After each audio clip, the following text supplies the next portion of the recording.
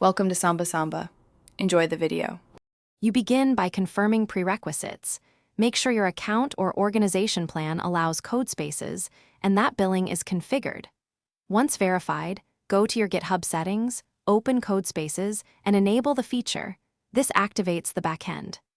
Next, prepare your environment by installing Visual Studio Code or plan to use the in-browser editor. This ensures you can attach to a Codespace instantly. These first steps unlock the service, so you can provision your development container without delay. You now configure the repository for reproducible environments. Create a dev container folder, add dev container, JSON and a Docker file, or choose a predefined template. This defines tools, extensions, and OS.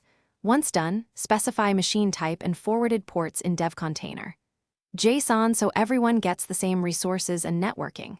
Commit and push the config to your repo. Then, from the GitHub UI, use the Code button and select Open with Codespaces.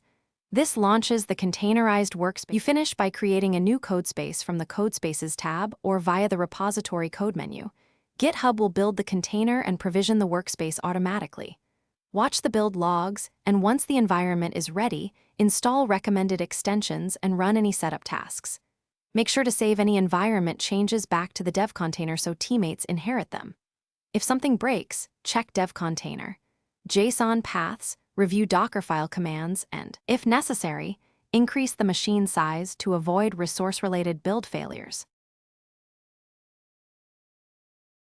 Thanks for watching. Consider subscribing if we helped you.